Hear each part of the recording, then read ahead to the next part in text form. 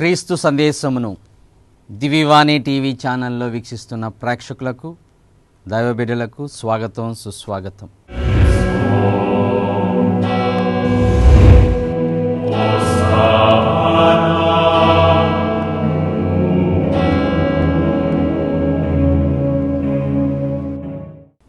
ప్రభు క్రీస్తునందు ప్రియమైన దైవ ప్రజలారా, ఈరోజు ప్రత్యేకంగా యాకోబుకున్న 7 రాత్రుల అనుభవాన్ని ధ్యానం చేద్దాం.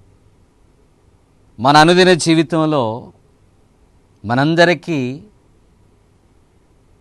కొన్ని అనుభవాలు, కొన్ని దర్శనాలు, కొన్ని కలలు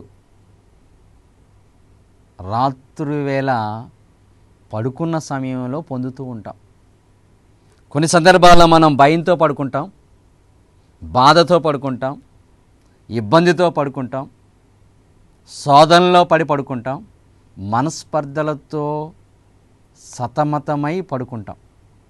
ఇలా మనకున్నటువంటి లేక మనకు కలిగినటువంటి ఒక రోజులో కలిగిన అనేక హావభావాలలో మిళితమైనటువంటి మన జీవితాన్ని మననం చేసుకుంటూ చాలా సందర్భాల్లో పడుకుంటూ ఉంటాం. చాలా కొద్ది మందికి మాత్రమే రాత్రి పడుకునేటప్పుడు జపం చెప్పుకునే అలవాటు, ప్రార్థన చేసే అలవాటు, పరిశుద్ధ గ్రంథాన్ని పారాయణం చేసే అలవాటు. మనలో చాలా వరకు పడుకునేటప్పుడు ఏం చేసి పడుకుంటామంటే నేరాలు ఘోరాలు చూసి పడుకుంటాం. ఇంకా కొంతమంది సీరియల్తోనో లేదా ఏదో ఒక సినిమా చూస్తూ నిద్రపోయే అలవాటు రాత్రి కళ్ళు మూయబడే వరకు, కళ్ళు మూతలు పడే వరకు, కళ్ళు అలసిపోయే వరకు ఈ కనులను మనం ఏదో ఒకటి చూడడానికి వాడి అలా నిద్రలోనికి జారుకుంటూ ఉంటాం. ఏది ఏమైనా ప్రభు క్రీస్తునందు ప్రియమైనటువంటి దైవ ప్రజలారా, యాకోబుకి దేవుడు 7 రాత్రుల అనుభవాన్ని ఇచ్చాడు. మొట్టమొదటిగా ఆదికాండము 28వ అధ్యాయం 10వ వచనం నుంచి 12వ వచనం చూస్తే దర్శనం చూసిన రాత్రి అంటారు. ఆ రాత్రిని తన అన్నను మోసగించి ఆయన తన మేనమామ ఇంటికి, లాబాను ఇంటికి వెళ్ళిపోతున్నటువంటి సమయంలో మార్గమధ్యంలో దేవుడు ఈయనకు దర్శనమయ్యాడు. ఆ దర్శనంలో ఆయన గాంచినటువంటి అంశం లేక విషయం, ఒక నిచ్చెన కనుగొన్నాడు. ఆ నిచ్చెన మీద దేవదూతలు పరలోకానికి భూలోకానికి వెళ్తున్నటువంటి సన్నివేశాన్ని, పైకి కిందికి వెళ్తున్నటువంటి సన్నివేశాన్ని ఈయన తన నేత్రాల్లో దర్శనం పొందాడు. ఇలా ఆయన కలిగినటువంటి మొట్టమొదటి దర్శనం పరలోక భూలోకానికి అనుసంధానంగా ఉన్న ఒక నిచ్చెన, దేవదూతల ఆరోహణ అవరోహణ విషయాన్ని ఆయన కళ్ళ ముందు గాంచుతూ ఉన్నాడు. ఆయన కనులలో ఆ రాత్రి నిద్రవేళలో భగవంతుడు దర్శనమిస్తూ ఉన్నాడు, ఆశీర్వదిస్తూ ఉన్నాడు. అయితే ఈ ఆశీర్వాదం అనేది ఎప్పుడు వస్తుంది అంటే మనిషి భగవంతుని మీద ఆధారపడినప్పుడు, ఆయనలో తన్మయం చెంది జీవించాలని తాపత్రయం పడి ప్రయత్నం చేసినప్పుడు దేవుడు దర్శనమవుతాడు. దేవుని కృపను, దేవుని వాత్సల్యాన్ని, దేవుని ప్రేమను చవిచూడాలి అనే ఆశతో నిద్రపోయినప్పుడు, దేవుని మీద భారం వేసి బ్రతుకు బండిని ముందుకు ఈడ్చుకుని వెళ్తూ ఉన్నప్పుడు దేవుడు తప్పకుండా యాకోబుకి దర్శనం చూసినటువంటి రాత్రిగా అనేక రాత్రులు మన దేవుడు ఆశీర్వదిస్తాడు. ఆయన ఈ యాకోబుకు ఉన్నటువంటి 7 రాత్రుల్లో ఒక రాత్రి దర్శన రాత్రి అయితే, ఇంకొక రాత్రి ఆయన మోసపోయిన రాత్రి. ఆదికాండం 29వ అధ్యాయం 21 నుంచి 25 వచనాలు చదివితే ఈయన రాహేలును వివాహం చేసుకోవాలని ఆశపడ్డాడు. 12 సంవత్సరాల ఊడిగం చేశాడు. తన మేనమామ ఇంటిలో పనివాడిగా, జీతగాడిగా పనిచేశాడు. రాహేలును ఇష్టపూర్తిగా వివాహం ఆడాలనుకున్నాడు. కానీ అక్కడ జరిగినటువంటి సన్నివేశంలో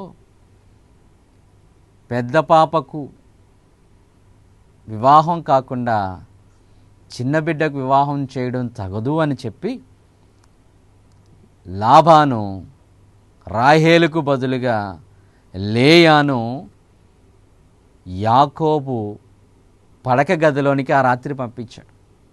ఇక్కడ ఒక విషయం జ్ఞాపకం ఉంచుకోవాలి. యాకోబు యాసావును మోసం చేశాడు. అలాగే తన మేనమామ యాకోబును మోసం చేస్తూ ఉన్నాడు. మనం ఎవరినైనా మోసం చేస్తే మనం కూడా అదే విధంగా మోసపోబడతాం. అందుకే ప్రభు అంటారు, ఇతరులను నువ్వు ఏ కొలతతో కొలుస్తావో అదే కొలత, అదే కొలమానం నీకు, నాకు, మనందరికీ కొలవబడుతుంది, ఇవ్వబడుతుంది.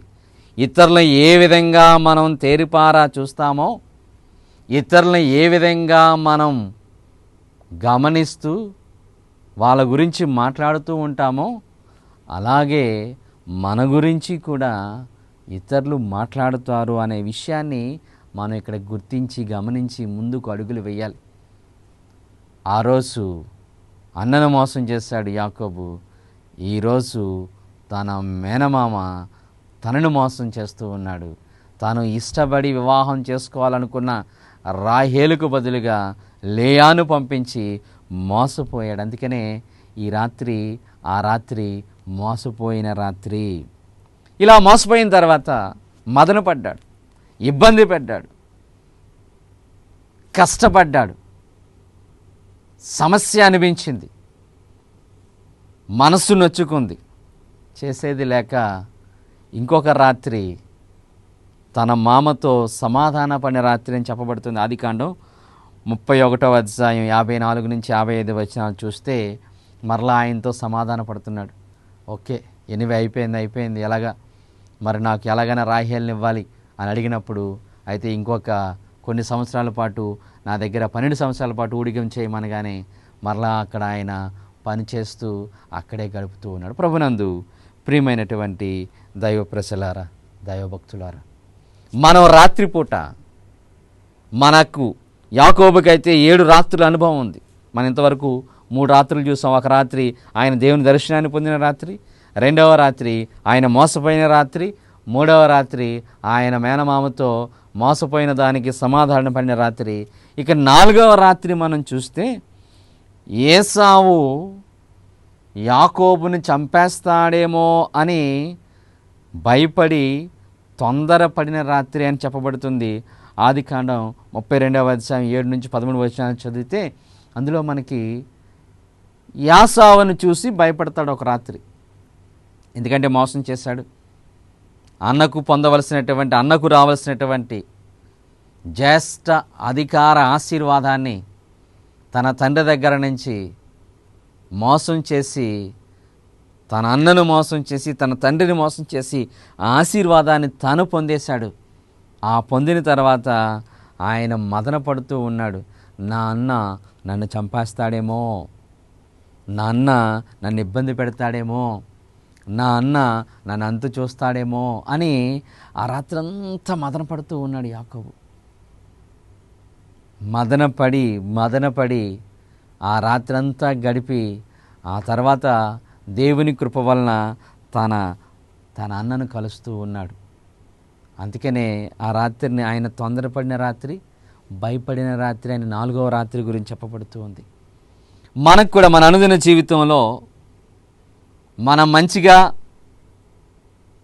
చక్కగా, భగవంతుడు కోరిన విధంగా, భగవంతుడు మన దగ్గర నుంచి ఆశించిన విధంగా నీవు, నేను, మనం